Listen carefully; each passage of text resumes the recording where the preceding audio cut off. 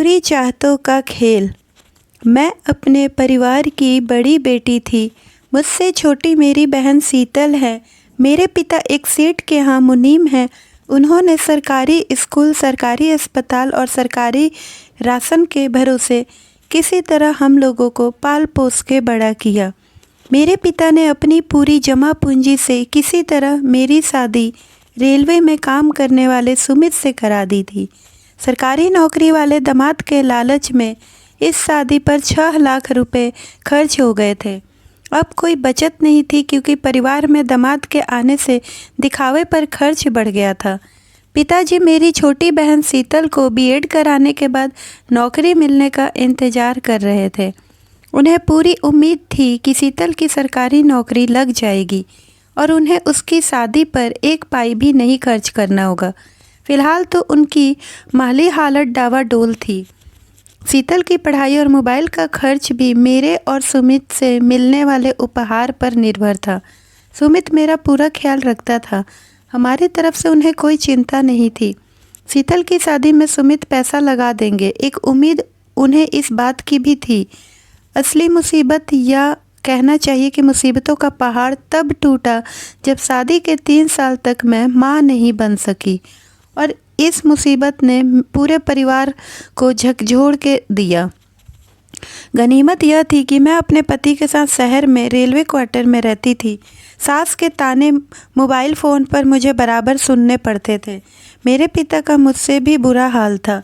मेरी सास तलाक की धमकी देकर पिताजी का खून सुखा देती थी। मेरी सास के ताने शादी में मनचाहा दहेज ना मिलने से शुरू होकर बच्चा न होने पर ख़त्म होते थे।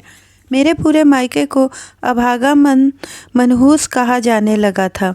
मेरी छोटी बहन सोनम को भी इस झगड़े में लपेट लिया गया।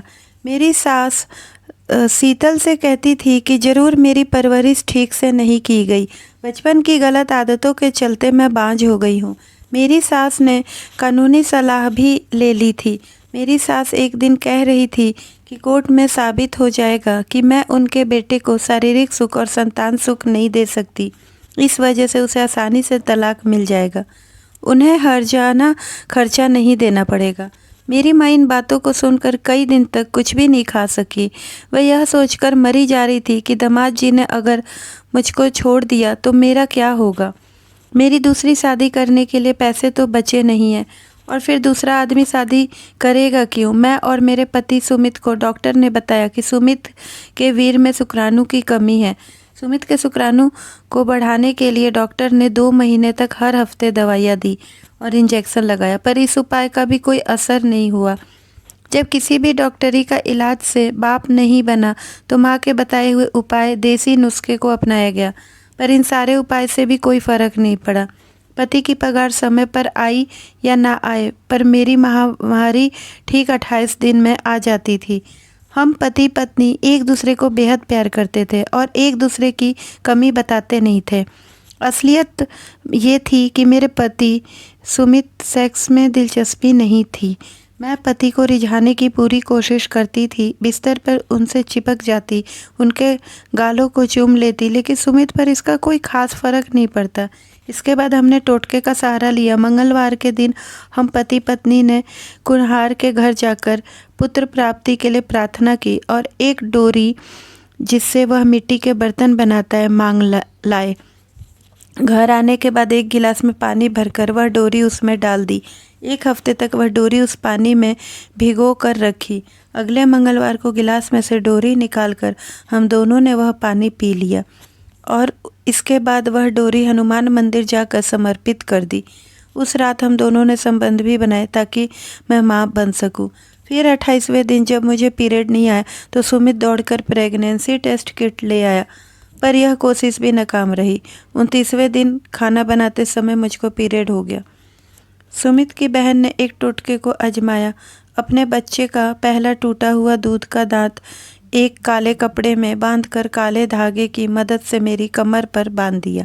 जब तक मैं पेट से ना हो जाऊं, इस धागे को किसी भी कीमत पर ना उतारने की कठोर हिदायत दी गई। दूध के दांत को कमर पर बांधे हुए भी 3 महीने का समय हो चुका था, लेकिन अभी भी मेरी कोख सूनी थी। धीरे धीरे सुमित भी अब मुझको ही बच्चा ना होने के लिए कसूरवार मानने लगा था। ससुराल पक्ष की मौसी, नानी, बुआ, ताई सभी मुझको ताने देने लगे थे। मेरे पास खुदकुशी करने के अलावा रास्ता नहीं बचा था। मरने की सोचना आसान है पर मरना आसान नहीं। कहते हैं कि मुसीबतें इंसान को बहुत ही और धोखेबाज बना देती है। इसी बीच मेरा देवर समीर 3 साल पटना में कोचिंग के बाद मेरे और सुमित के साथ रहने आया था। शहर में उसके सरकारी नौकरियों का एग्ज़ाम थे। मुझको समीर के आने से बहुत राहत हो गई। सुमित और मेरी सास को अब मुझ पर चिल्लाने का मौका नहीं मिलता था। मेरी समीर से खूब बनती थी। ऐसा लगता था जैसे हम दोनों जन्म जन्मांतर के दोस्त थे। समीर के हर काम का समय तय था। सुबह 5 बजे जागना, योगासन, 2 किलोमीटर की दौड़, फिर दोपहर में घंटों तक सोना और रात 12 बजे तक पढ़ाई में असिस्टेंट की तरह खड़ी रहती और देवर की हर फरमाइश को मुंह से निकलने से पहले पूरा कर देती। सुमित के घर आने के बाद उनकी मोटरसाइकिल से हम दोनों खरीदारी के बहाने निकल जाते थे। मुझको शादी के 3 साल बाद पता चला था कि मैं उस गली और किस मोहल्ले में रह रही थी। शहर में कौन कौन से घूमने की जगह थी। प्रेम के पनपने के लिए इतनी जगह बहुत है। एक दिन दोपहर को समीर के उठने का समय हो गया था। मैं उसके लिए चाय बना लाई, लेकिन उठाया नहीं, बल्कि उसके हाथ पैरों को सहलाने लगी, उसके बालों में उंगलियां फिराने लगी। समीर ने एक झटके में मुझको खींचकर सीने से सटा लिया और मुझको अपनी बाहों में भर लिया। फिर हम एक दूसरे में खो गए। अगले दिन मैं और प्रदीप नहीं मिल पा रहे थे, पर हमारे बर्ताव से साफ समझ आ रहा था कि हम दोनों बहुत खुश हैं। एक दिन मैं रसोई घर में खाना बना रही थी, तभी समीर ने रसोई घर में आकर मेरी कमर में पीछे हाथ डाला और कूल्हों को सहलाया, तो मैंने गुस्से में उसकी पीठ पर हल्के से चिमटे से मार दिया। उसके लिमिट में रहने की हिदायत दी। जब समीर बुरा मान गया तो तुरंत मैंने कान पकड़कर माफ़ी मांग ली। मेरा खुराफाती दिमाग पूरी कुशलता से काम कर रहा था। एक रात मैंने सुमित को बताया कि मैं इन दिनों शिवलिंग बीज का एक भाग और पुत्र जीवक बीज के 2 भाग को मिश्री के साथ खा रही हूँ। ननद का दिया टोटका बंधा ही है, तो आज अच्छी उम्मीद है। फिर रात में देर तक मैंने सुमित के साथ भी संबंध बनाया। यह कई दिनों तक चलता रहा। दोपहर में समीर और रात में सुमित के साथ प्यार। इस बार मेरी कोशिश रंग लाई। शाम को मैंने सुमित को पसंदीदा कॉफ़ी और पकौड़े बनाए और उसे यह खुशखबरी सुनाते हुए उसकी गोद में बैठ गई तो सुमित ने मुझे ढेर सारा प्यार किया। मेरे घर वालों को जब यह बात पता चला तो उनकी खुशी का ठिकाना ना रहा। मेरी माँ ने पूरे मोहल्ले में लड्डू बांटे। मेरी बहन शीतल भी बहुत खुश थी। उसने मुझे फ़ोन कर बधाई दी। अब मेरी सास भी मुझे प्यार करने लगी थी। वह मेरा बहुत ख्याल रखने लगी। समीर अपने एग्ज़ाम देकर वापस पटना चला गया था। मैंने प्रेगनेंसी के आखिरी दिनों में समीर को वापस बुला लिया। अब दिन भर बेरोक टोक समीर मेरे साथ रह सकता था और एग्ज़ाम की तैयारी भी कर सकता था।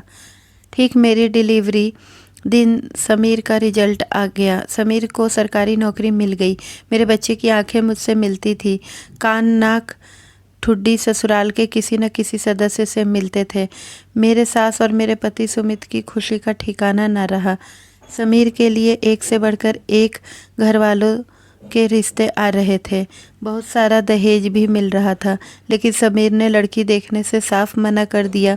मेरा और समीर का प्यार ऐसा ही छुप छुप कर चलता रहा। फिर मैंने समीर को अपनी बहन शीतल से शादी के लिए मना लिया। सोनम को भी इसी शहर में नौकरी मिल गई है। हम दोनों परिवार एक साथ बहुत प्यार से रहते हैं। मैं दोबारा माँ बनने वाली थी। मैं दिल से समीर की आभारी थी, जिसने मेरी ज़िंदगी उजड़ने से बचा ली थी।